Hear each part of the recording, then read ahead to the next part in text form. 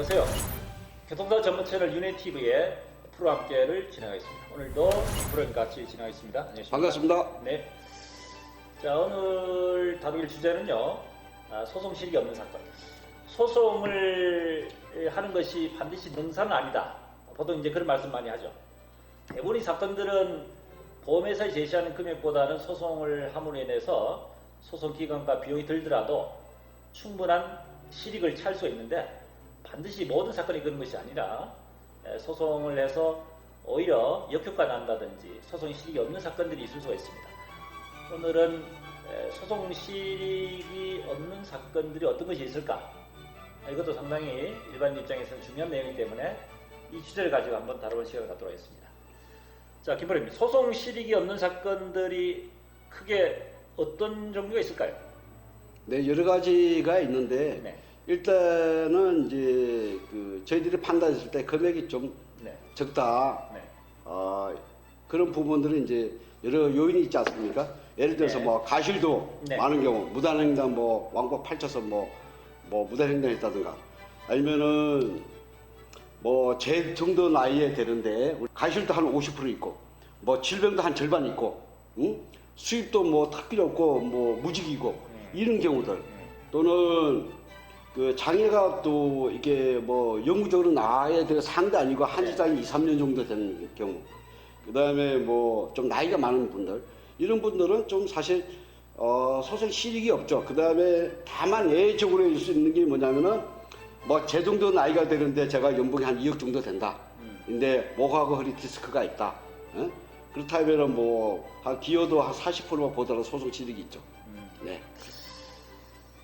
자, 그러면은 조금 더 세부적으로 한번 짚어보도록 할까요? 예를 들어서 식물인간인 경우에 있어서 치료 중에 혹시 사망할 우려가 있는 사건들, 특히 이제 피해자 과실이 많은 경우가 있을 수 있지 않겠습니까? 네, 이런 경우에 있어서는 예를 들어 장기간 치료를 하게 되면은 과실이 많으면은 치료 중에서도 과실만큼에 대한 부분을 부담을 해야 되는데 이런 경우에 있어서 실제로 처음에 개호 사건으로 해서 진행을 했는데 결과적으로 과실로 인한 치료비 상계로 해서 빠져버려가지고 나중에는 실제 피해 보상이 엄청나게 손해보는 경우가 있을 수 있겠지 않겠습니까? 우선. 네. 그 가실 한 70% 넘는 경우에는 네. 사실 소송을 하더라도 위험성이 높죠. 아무리 식물인간이라도. 네. 왜냐하면 식물인간 저심마비 환자 같은 경우는 보통 2년 정도 치료하면 병원비 한 2억 정도 나와요. 그 다음에 거기에서 이제 가실을 어차피 공제를 해야 되기 때문에 그렇죠. 자동차 보험 약관상에는 이제 뭐 인도주의적인 차원에서 항우 치료비 정도 지급을 하고 그 다음에 1인에 대한 개호비를 인정을 하고 이런 경우가 있는데 민사소송에서는 어쨌든 간에 전체 소액을 모두 다 병원비가 다 공제를 하기 때문에 그렇죠. 남는 것은 재료가 될 수가 있습니다. 그러면 오히려 피해 보상 10원도 못 받고 마이너스 오히려 보험에서 들어오는 피해자한테 병원비를 달라고 청구하는 경우도 있어요. 구상 청구. 이게 그런 경우는 이게 계속적으로 소송을 이어질 것이 아니라 적절하게 보험회사와 이 절충을 한번 보는 것이 오히려 더 희망하다 볼 수 있겠습니다. 그렇겠죠. 또는 예를 들어서 이제 그 한시장에 예상되는 사건들 잘 판단을 해야 되는데 일반적으로 뭐 단순한 그 골절, 뭐 장애가 남더라도 좀 전문가들 봤을 때 이건 영구장애 대상이 안 되는 사건들인데도 불구하고 그냥 잘 판단을 못 해가지고 그냥 소송을 진행해서 실질적으로 과실상계하고 나서 뭐 한시장에 대가 피해 보상이 상당히 이제 실익이 없는 사건으로 전락하면 이런 사례들도 있을 수 있지 않겠습니까? 네, 그렇습니다. 그 변호사 쪽에 이제 정식으로 이 사건을 수임해서 소송을 본소가 이렇게 진행되잖아요. 네. 이런 사건을 보험회사는 공제 제시한 금액을 우리 전문가 입장에서 판단했을 때 네. 저는 개인적으로 그렇습니다. 한 2천만 원 정도 차이 나는 거는 소송에 실익이 없다고 봐요. 왜 그러냐면은 보통 대부분 보면은 판사님 그 하액 공고 결정으로 뭐 대부분 한 80% 정도 정리를 하는 입장이거든요. 그러다 보니까 이 신체 감정에서 뭐 예를 들어서 압박골절이지만은 이제 압박률이 25% 미만. 그 이상 되면은 좀 영구장애 주는 경우가 좀 상당히 많은데 압박골절 뭐 그다음 같은 골질이라도 뭐 회전근개 파열 또는 전방 십제인대 파열, 부분 파열 뭐 이런 경우는 대부분 한시장이 2, 3년이거든요.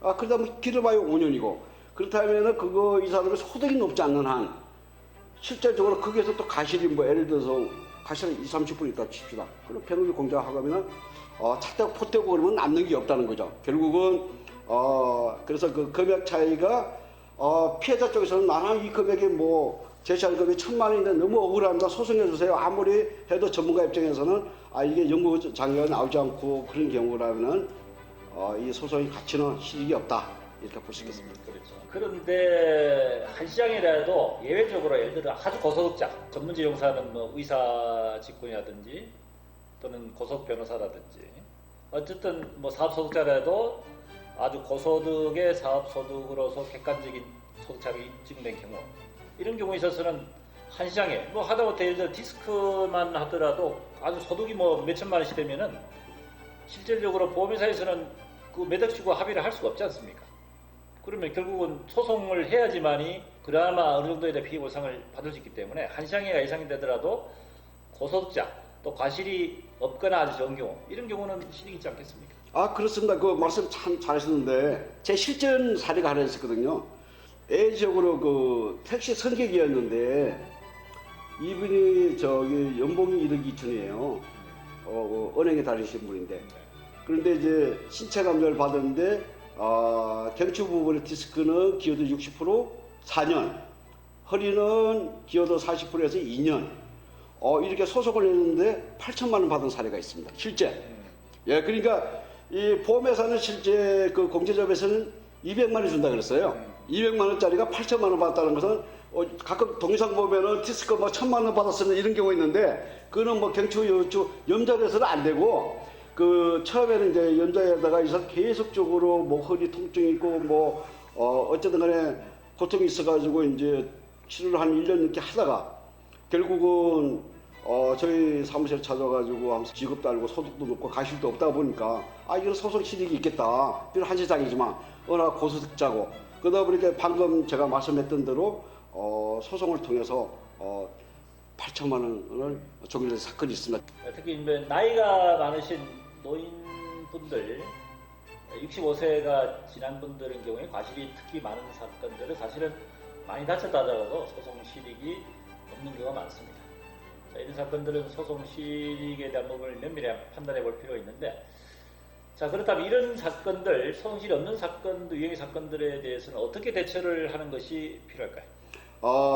법률구조공단에 가서 상담해도 좀 도와줍니다. 수급자들. 그 다음에 취약계층 약한 분들은 무료로 다 해주고요. 그 다음에 뭐 돈 많이 있는 분들이야 그렇게 소송도 하지 않겠지만은 이제 그런 분들은 예외적으로 뭐 전문 변호사 고용하지 않겠습니까? 그러니까 대부분 열심히 없는 사람들이라고 활동하다가 사고가 대부분 발생하기 때문에 그 법률구조공단이나 또 나홀로 소송으로 대체를 하면은 아무래도 보험회사를 공제하고 제시하는 금액보다는 큰 비용 들지 않고 좀 받을 수 있게 될 것 같습니다. 변호사 사무실이 아닌 손해사용 사무실 같은 데 사건 의뢰해서 소외 합의로 굳이 소송 진행한 소외 합의로 해서 뿐만 해결할 수 있는 방안도 있으니까 뭐 그런 것도 한번 염두에 둘 필요가 있을 것 같습니다. 자 오늘은 소송 실익이 없는 사건들의 유형에 대해서 전문가의 의견을 한번 나눠보는 그런 시간을 가졌습니다. 자 좀 도움이 되셨는지 모르겠네요. 자 다음에 또 다른 주제 가지고 다시 찾아뵙도록 하겠습니다. 오늘 기본님 수고하셨습니다. 네.